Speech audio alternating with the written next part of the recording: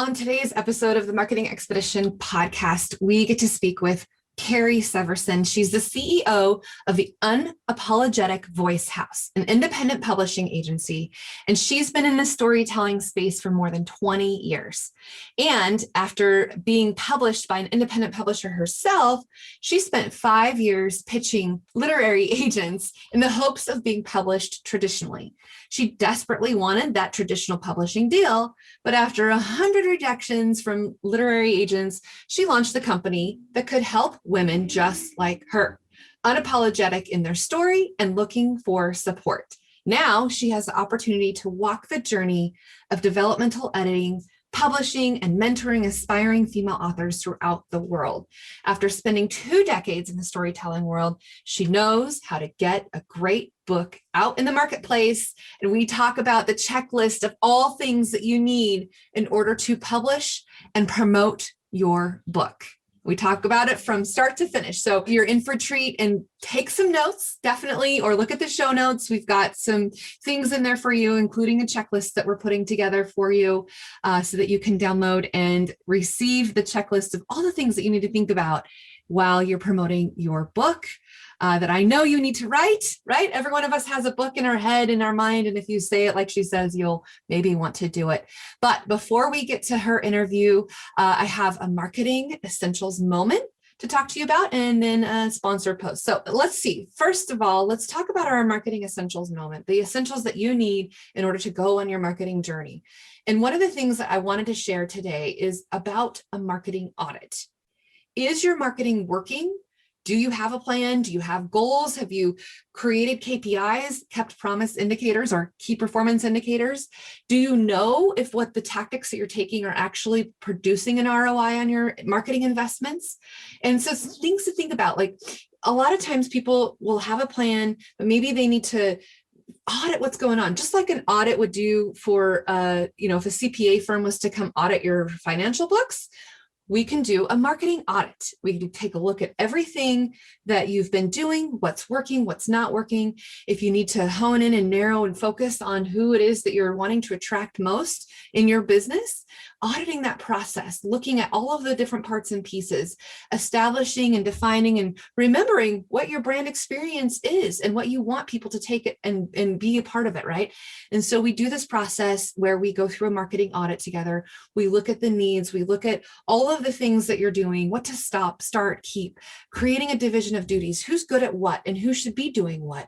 And maybe there's skill sets that you're not even tapping into that you have in your own team, or maybe you need to utilize another team to help you augment the things that you're doing to get done. And if there's some things that you need to start doing that you've wanted to do, but just don't either have the time or the talent to do it, those are some things that we can look at. And we review and we research and we ideate and we plan and we go through all of these things to understand where you're at in your marketing and how to move your marketing forward.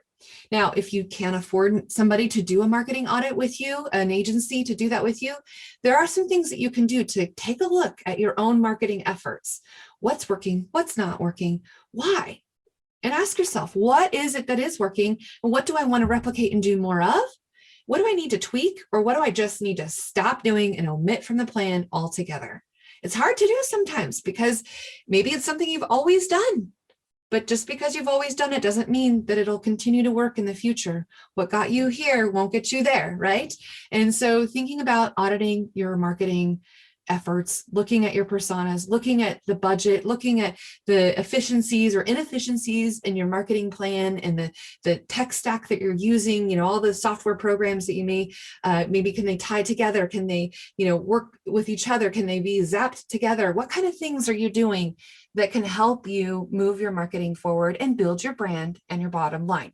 Now, if you want to move forward and have a third-party opinion come in and take a look at everything that you're doing, you can go to peppershock.com/audit and check out the page, see what it has to say, how we go through the process, what we do. There's a little bit of homework to do, but you can also just book and book your time and make it happen. So peppershock.com/audit.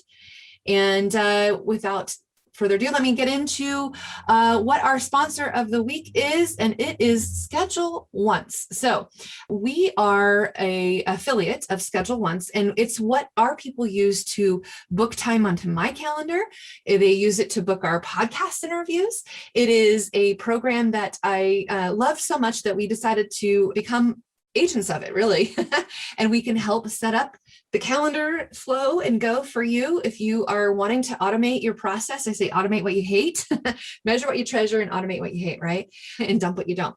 So one of the things that we do is we automate our scheduling process, and you can even check it out with what we do for mine. It's peppershock.com/book-ray. If you want to find 15 minutes on my calendar and talk about your marketing journey, go book and go look at peppershock.com/book-ray. Then you can also go to peppershock.com/offers and look at the Schedule Once offer, get the offer. It gives us a little, because we're brokering it, you can get a perk because you're using our link. So peppershock.com/offers, there's other offers on there too, but scheduling, right? It's just been so much nicer to be able to rely on people being able to book the time that works best for them.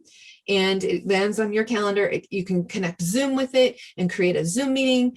You can, have things automated. You can have questions answered that automatically send, or whatever the case might be. But go to peppershock.com/offers and you can see what it can do for you. All right, now let's get into this interview on how to promote your book with Carrie. Welcome to Peppershock Media's Marketing Expedition podcast, keeping you up to date with the latest in marketing and advertising. Now here's your host, Rhea Allen. Welcome to the Marketing Expedition podcast. I'm your host, Rhea Allen. I'm the president and CEO of Peppershock Media and the founder of the Marketing Expedition community. And today's guest, Carrie Severson, she's the CEO of Unapologetic Voice House. And today we are going to talk about how to promote your book, right, Carrie? Yes, very excited. Yeah. And so Carrie, just, because of the fact that you've had a publishing company and you do what you do, you've been an independent publisher, you definitely have a lot of wisdoms to give and things that we can share with those who are wanting to promote a book or thinking about writing a book and promoting it. So let's just get started. What are some things that you think about when you tell somebody who's never published a book before and promoted a book before? Let's just get right into it. What are the top things that you think of right away that they need to know?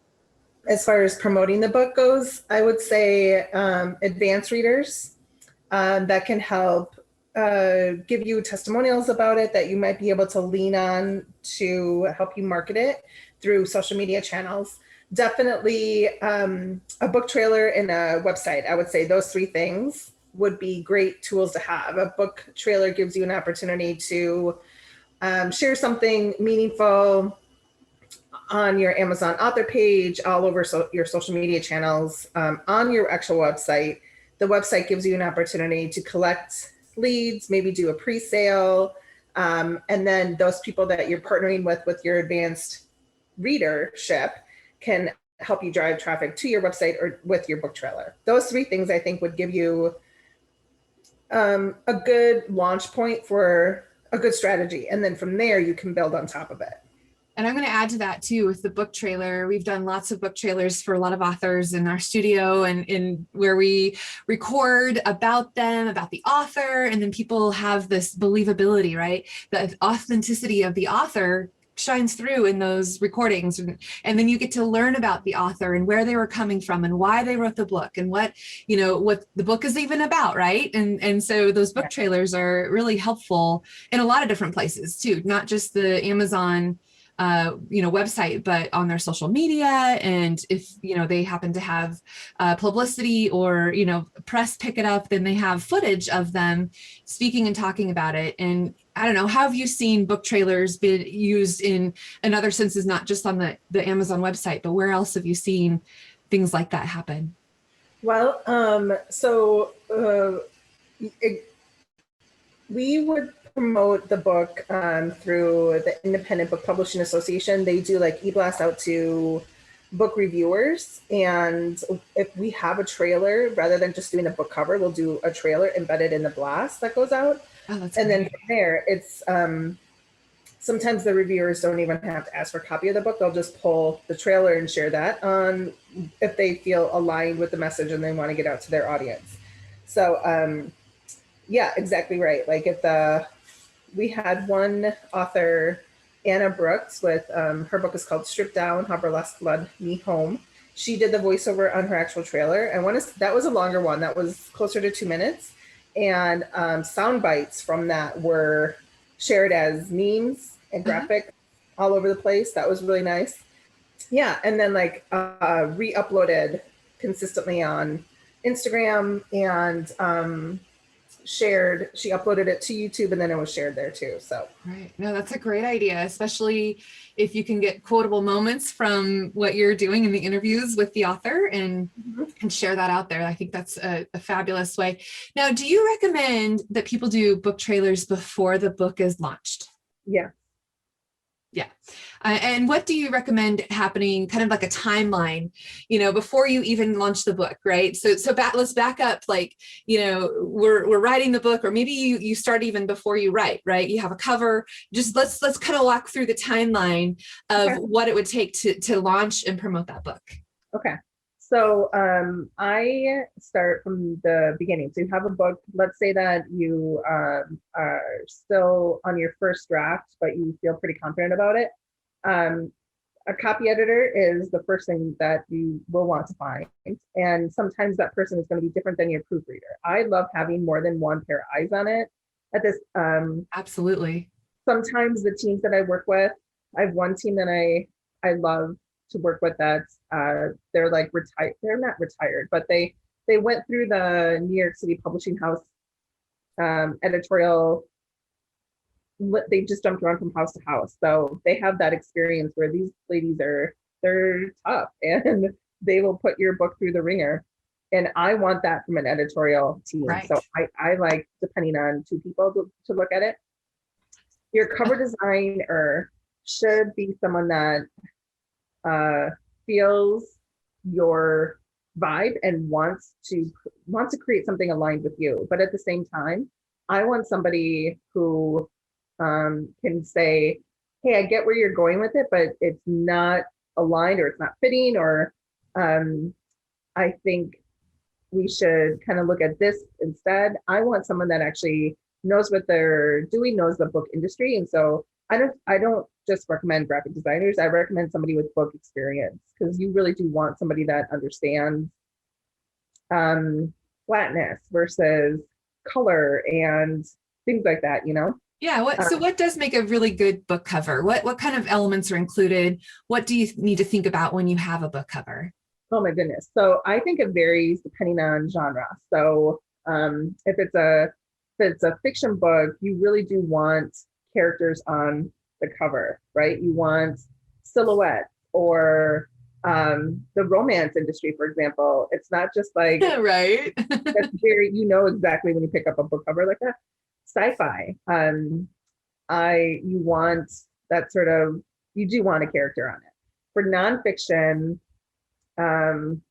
less is actually more, right? So if you look at the best-selling nonfiction books, it's bold colors, it's big fonts, and then it comes down to a matter of playing with the actual shape, which does get really tricky. So if you're using bright colors and you try to dull it in any way, it will look different on a matte cover versus the glossy cover. If you're doing hardcover, you really want to think of your book jacket, and certain fonts look better there than not. So again, going back to somebody who's done this time and time again and can lend that expertise versus you driving the ship here. And the spine, right? The spine of the book is really important too. And like how thick it is and how many pages, so that you can have that spine real estate on the shelf, right? Let's talk about the spine. I love it. So you definitely want full title and your subtitle and your name on there. The publishing house itself isn't important on the spine, but your name, full title, and subtitle. And a lot of times people forget about the subtitle, and or even the subtitle sometimes I don't see showing up on covers. It's just like in your description. So be sure to pull the subtitle on there too. I like to say, like, a billboard, 5 words or less, right, Yeah. is powerful and impactful. Because if you get too wordy, right, it's people are going to dismiss it because it's just too much, right, to quickly glance at a shelf. And I mean, I don't know, what are your thoughts about length of title? Do you feel like there's some importance to that? I love short titles. Long titles are really hard. Long subtitles are even harder. That being said, I understand you can't condense it. Sometimes, it is a subtitle is like 5 words or less. 5 words, or they're hard. Subtitles are so hard. I think they're important because you get into this game of there's only so many titles left undiscovered. Yes. Right? And so even putting the subtitle, a memoir, after your title gives you the freedom to be able to use the title. So subtitles are very important. Shorter titles are important. And if you can condense your subtitle to 5 words or less, you're golden. But I've seen subtitles where I'm like, I can't remember this. Right. And then on the back, right, that's usually where you include your scan, or, what's it called? The bar scan thing. The barcode, the ISBN. Yep. So if you're going to self-publish and you're going to do this on your own, you need an ISBN number for every different format of the book. You need a barcode for your physical book. If it's I think if it's a hardcover and a paperback, I think you need 2 barcodes.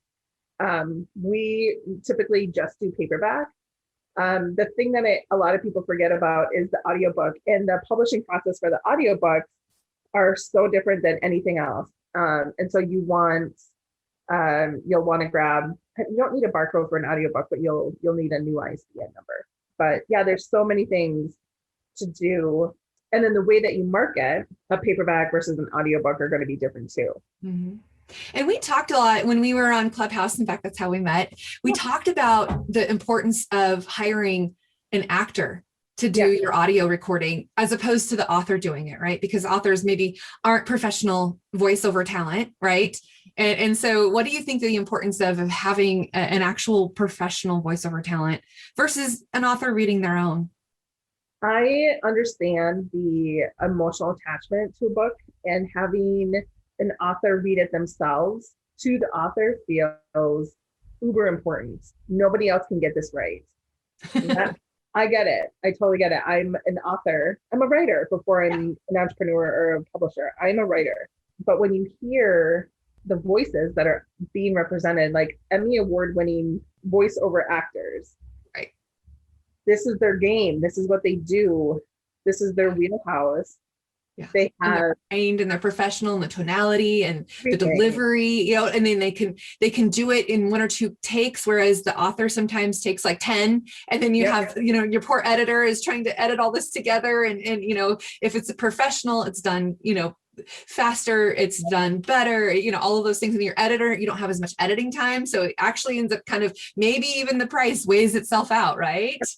So I highly recommend using voiceover actors who are award-winning actors that you can trust, that have a reputation, and know each other. And so I found somebody I actually was introduced to award-winning team through a networking group that I was a part of. It was just one of these things where somebody knew somebody else, and before you knew it, I was being connected.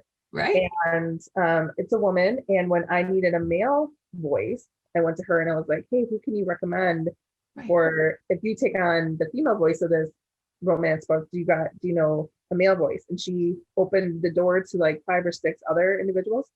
It's a small, and you can do that where they you have where they can try, and they read to you. They do readings, not all of it, but just some of it, so you can hear and test out what they're going to say and how they're going to say it, right? And so those are important to then be able to select and choose. So did you get like audition tapes or tapes? That's what they used to call them. Okay, audition tapes, but whatever you call them now, demo, digital submissions. So at first, when you'll be able to hear their samples, and then you'll give them like a chapter, even before you get into a contract or an agreement. If they read, they're going to read back how they would perform this piece. It's a performance to them. How would you perform this? And they'll read a couple of pages, and if you agree on the style, the tone of it, the inflection, then you kind of move in to an agreement, a contract, and it gets done. And so yeah, in terms of the checklist of what you need if you are looking at an audiobook, having a professional team. This is for voiceover. This is something you want as soon as you have a final manuscript. You'll want to find your audio team, because they work as far out as, and sometimes even further out. So, but you need a finished product in order to book them. Right. So it is in the scope of things. When you look at releasing, these days, paperback need 8 weeks in pre-sale. Audiobooks and ebooks need 5 weeks in pre-sale. We're not yet able to release all of them at the same time because of not being able to get an audio team on our schedule, which I think is okay. We release a paperback and an ebook at the same time, and then like 2 months later we'll release an audiobook, and that's just the way it's going right now. But well, that seems like it leads and lends itself well, because then the people who are interested in, a physical copy of the paperback versus, an ebook, and then listening to it audio. I mean, I've seen that before where it's released, and sometimes I'll like, I'm just going to wait for the audiobook, or, if I know that an audiobook's coming, sometimes I'm just, more in tune with listening as I am to being able to read. So I think there's something there for every audience member that likes to either read on screen or have a, tangible physical book to open up, or hear. So I think that definitely helps. And like you said, you're going to market to each of those differently than what you would in different circumstances, because you're going to hit a different audience, I think. Yeah. So we're doing a lot of podcasts right now. We're booking, there's so many different services right now to help you get booked through podcasts. So we are doing that in terms of a marketing campaign for a lot of our books and a lot of our authors. And then are you doing that pre-launch to the book or doing after launch for podcasts? We'll start pitching before. Okay. And then that's just something, if we have yearly anniversaries, we'll start it again, or for celebrations, Mother's Day, Father's Day, graduation, International Happiness Day, Women's International Day, like any chance you get to find a hook, you just start pitching again. But for the paperback, we pull lists. So our distribution is through a company called Independent Publishing Group, and they do work with retailers around the world, and they do have a publicity team within the distribution company. And so I can tap them and ask for 100 to 200 person deep list on a specific genre. And so I will pitch prints as well. And whenever I pitch print for our authors, they want a physical copy. And so that's hard to do with the way that COVID has changed the print cycle, and it's hard to get out ahead of it because of social distancing and having to run these plans. We can start pitching in pre-sale and we can secure things, but then when they ask for an advanced copy and I still don't have one for like 3 weeks because printing is not there. I mean, and it's not like you can just, print it off on your printer and then, send them a stapled copy, right? I mean, you want to give them something that they're going to want to promote and pitch and that type of thing, right? Yeah. So it is hard, but we recently secured a phenomenal piece in Miss Magazine for poetry, National Poetry Awareness Month, which was April. And she was included in a roundup. The book is called Face Me, a Declaration. And I found her on a list that I was able to pull. And so we do recommend pitching as early as you can get, and then just nourishing those relationships to secure. That does take, some time and energy. Let's talk about pre-sales and kind of the theory behind what it what it means. I mean, your pre-launch, let's talk about pre-sales. Like, what's the importance? How have you done it before? Do you do it at a reduced rate because it's pre-sale? Let's just talk a little bit about what that would look like. So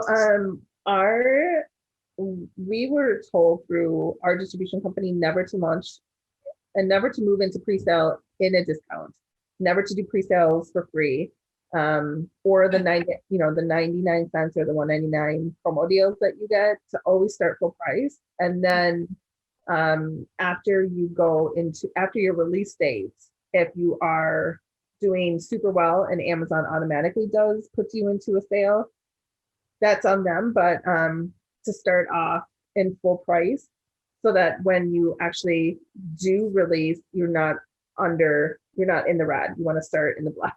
Good. So that's something I do. I took that advice to heart, and I think it works. I mean, all of our, we just right. And I say too, like, if you don't value it, they won't value it. Right. And so you can price your book at whatever value you want to put the value on, as long as you're making a little bit of money off of it and it's not, right, costing you money. Right. And so, I mean, I think that if you value the book because of all your, energy that you've put towards it, and people, you promote it right, you do all these things, you do all the steps that it needs to take, then people will purchase it. But I do want to talk about pricing a little bit. I mean, because it is interesting to see the range of what people charge. And I want to understand, why do you feel like there's such a range in how much people charge for their book? The price campaigns are so fascinating. Because I think a lot of self-published authors feel like, and self-published specifically, when a book is priced out of market, I know immediately it's a self-published author, because nobody helped them recognize, you value your book. I get it. You think this book is a $20 book, and you think you deserve all $20 back to you. And when you get into the nitty-gritty of this, and you recognize, even as a self-published author, the retailer is going to take a cut, and the retailer takes the biggest cut, regardless of how you publish. Indie publishers, traditional publishers, self-publishers, the retailer is the king. They will get the biggest cut. Right. And that, I think, is why a lot of self-published authors automatically put their book at a higher price, because they think they deserve more, which I understand. And then the ones that are marketed or priced under feel like, as long as this book needs to get out far and wide, everyone needs to read this book, and so I'm just going to put it at like $3. And then they don't realize that, okay, so the retailer is going to take half, and then you have to actually print it, and now you're paying $2 to have this thing bought. So it's really hard, which is why I strongly recommend, if you are going to self-publish, you have to do so much research to make sure that, look at the books that are within the first 50 best-selling books. You will see they're pretty much all priced at the same price point. Similarly, yeah, no, that's really good advice.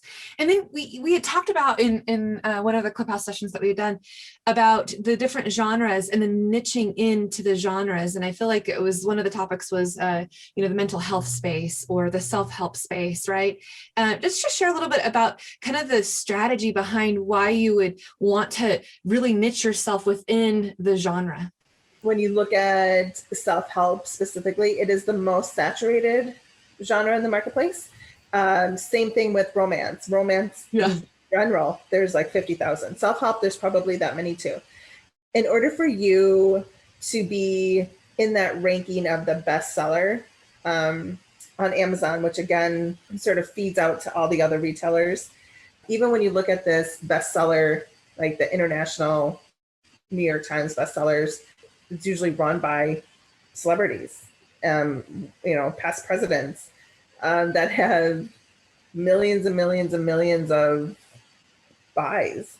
So if you come into the marketplace the same time that, a former president launches a book, you're sort of shooting yourself in the foot right out of the gate. So give yourself a fighting chance and find a smaller genre that you can have a good best-selling, a good book in. Good. And I think that even in general in marketing in general, the more you can really niche and narrow and focus your audience, the easier it is to then promote to them, because now you have such a defined audience, and the person that's going to read that book, right? You want to define and kind of understand and empathize with them. Who is it that you want to read that book, right? And kind of thinking through that. And I think that's a part of the whole process too, to promote your book, right? To think about the types of people who you want to purchase your book. Let's talk a little bit about kind of empathizing with your audience and what it is that you recommend to people when they're thinking about promoting their book. Let's see. So if I were to do it right now, I would think of live readings. I would think about doing intimate, like Zoom calls with where I live Q&As, book clubs. I love book clubs. It's really hard to find like a list of book clubs. I'm still looking for that, but if you can find a couple of book clubs to help promote your book, fantastic. I look at networking groups in terms of like we have one book that does really well among the hospice care community, and once you kind of get into a couple of offices, they start to share, things like that. Niching down to the point of knowing that your reader is a stay-at-home mom or a mom of triplets, and knowing that if you have a couple or a couple dozen in that one category, encourage them to tell their friends, and so that sort of spreads. I love grassroots sort of campaigns. Well, and I think Facebook groups have opened up the opportunity to being able to have like those book clubs. And I know it's always awesome when you can actually do a book club and you have the author, right? You've read the book and now you have the author come and speak to your group.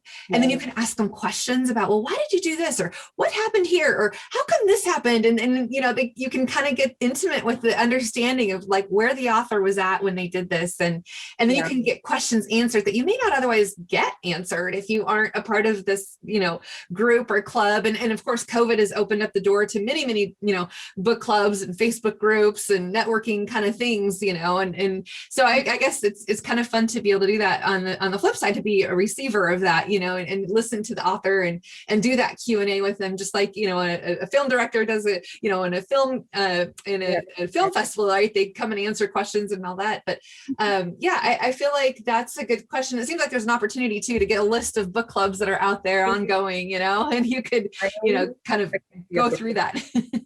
I feel like that would be a good, it's like list of PTAs or libraries. A lot of our authors do a lot with libraries.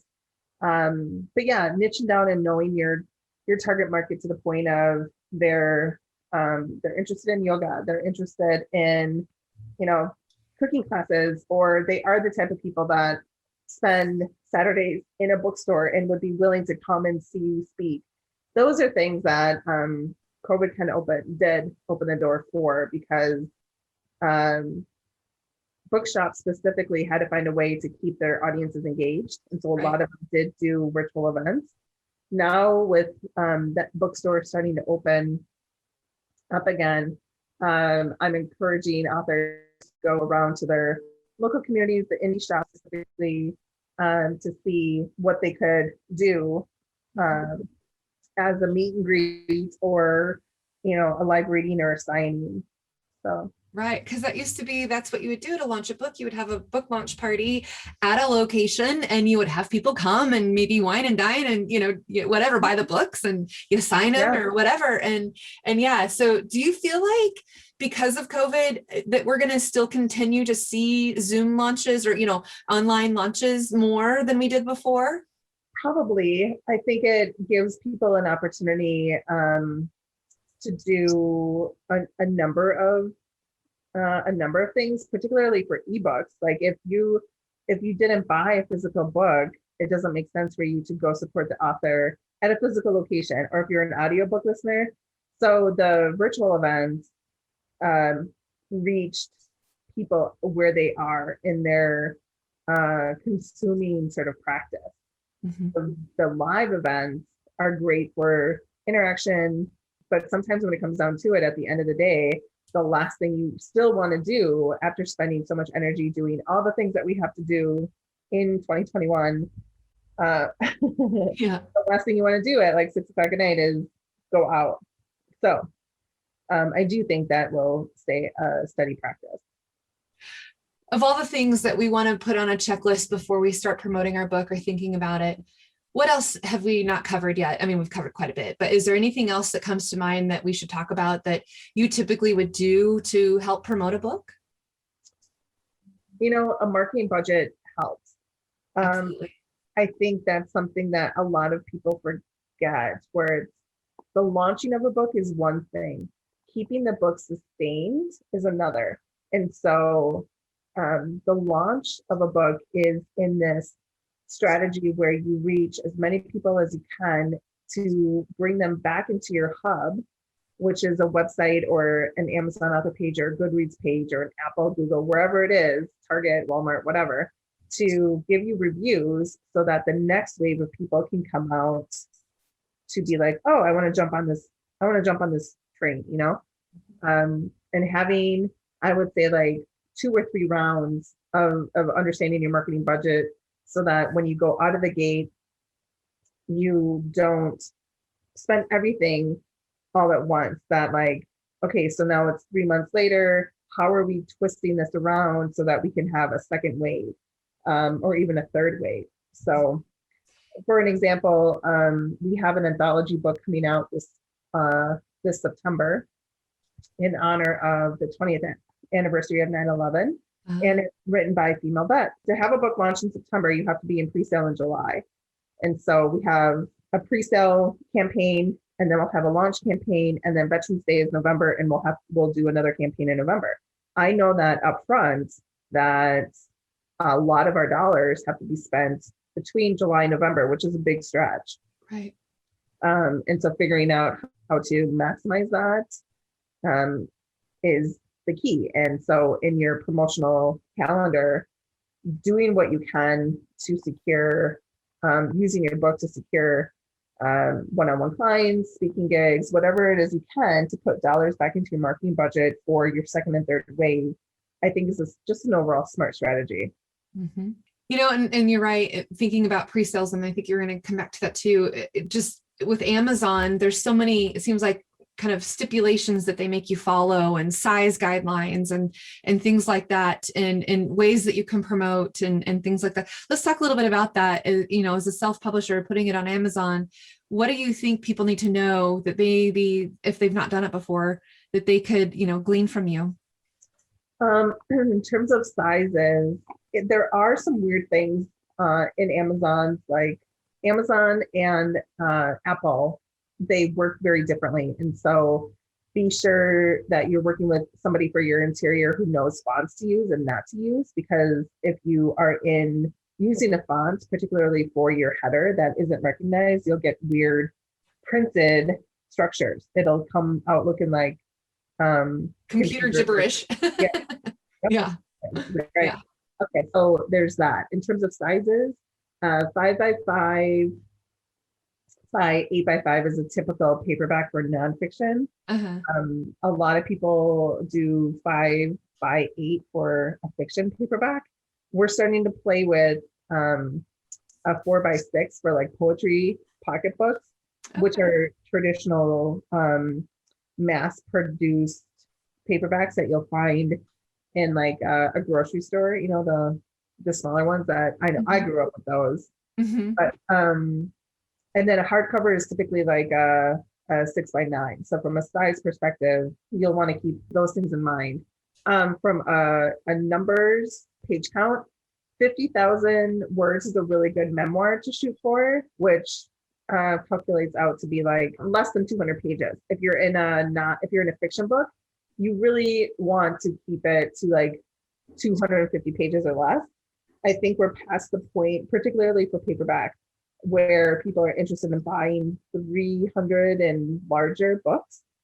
And then from a self-publishing perspective, the bigger the book, the more expensive it is to actually print, which means that if you're going back to this price campaign, if you're working on a fiction book that the marketplace, they're tolerating $15 books, but really on sale for 10, and you're writing a 350 page book that's going to cost $5 to print, which is legit, that's realistic.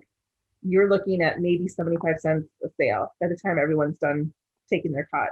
So that is something to consider. So here you are as an artistic person, and I'm telling you that you've got to write shorter stories, and you're probably super mad. Think about making your book into a series, and that's not a hard thing to do.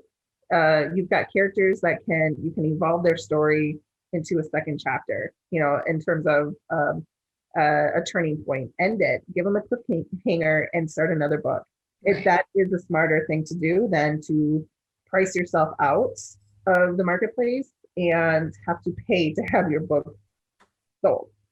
Right. Yeah. You don't want to have to pay for it. You want to make a little money off it. I mean, I've heard some like speaker authors say that they wrote a book just so that it could be kind of their glorified business card. And, they give them away, or they kind of, set the stage for that, to say that they, have authority because they're an author, right? Yeah. Authority and author.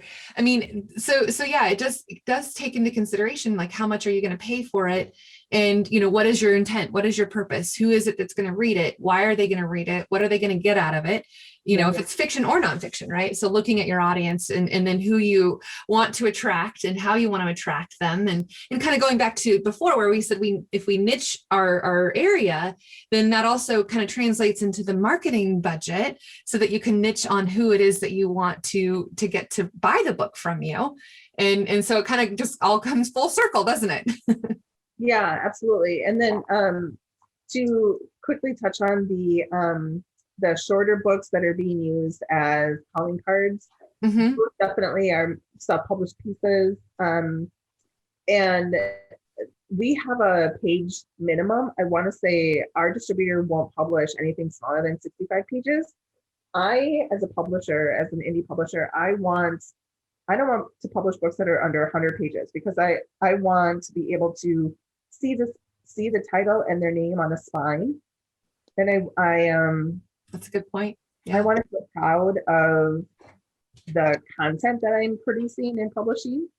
And I'm not interested in publishing something that someone is going to give away for free, knowing that there are so many people in this supply chain that we have to answer to. And so if you are publishing something for free, just be aware that the retailer takes a cut regardless. Yep.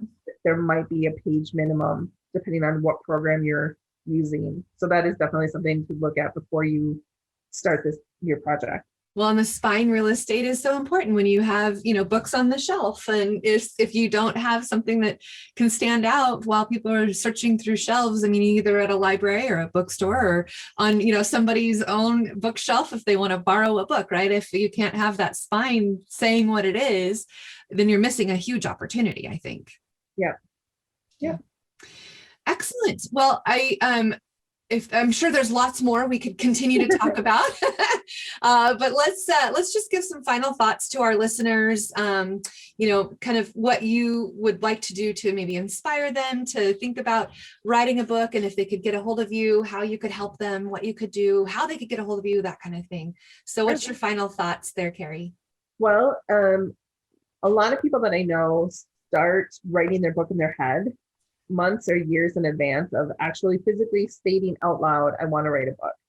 And just that simple act of stating it out loud creates accountability without action. It makes it, public to your friends or whatever. I think the most important thing that you can do as an aspiring author is to get yourself into a writing group or an accountability group. Having a one-on-one coach help you is great.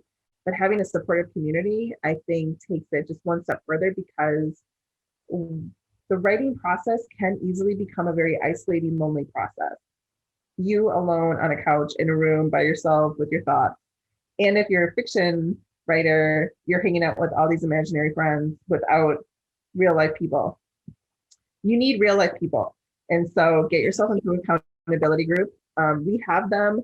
I grew up in the writing space. I've always been in writing groups, and they're so incredibly just unconditionally loving. And so check out the unapologeticvoicehouse.com. You can get a hold of me there. I'm very accessible on Instagram, Clubhouse, if you're on Clubhouse, and Facebook, just the Unapologetic Voice House. Tap me or message me and let me know what you're up to in the world and how I might be able to support you. And I can definitely point you in the right direction for a program that we have that would fit your needs. Fantastic, Carrie. Thank you. I've certainly enjoyed our journey together and getting to know you and all of the words of wisdom that you get to share. And I'm sure our audience will love what you had to say today. So thank you very much. And we'll have to have you back on, and maybe one of these days we'll actually get to meet each other in person someday because, no more COVID, no more pandemic, right? Yeah. Fantastic. Well, thank you, Carrie. And for those of you listening, I do hope that you will take advantage of what Carrie has to offer and seek her help if you are looking to write your own book and join her community in doing that. And until next time, enjoy the journey. Thanks for listening to the Marketing Expedition podcast. Find more online at peppershock.com.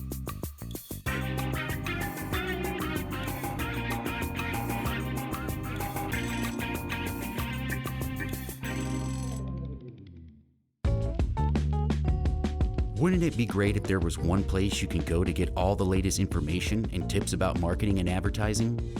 The Marketing Expedition community is that place. People like you gather in our online community to build relationships with others and find the latest marketing trends, tactics, tools, and technology. We help you build your brand and your bottom line. Start your adventure today. Visit themarketingexpedition.com to find out more.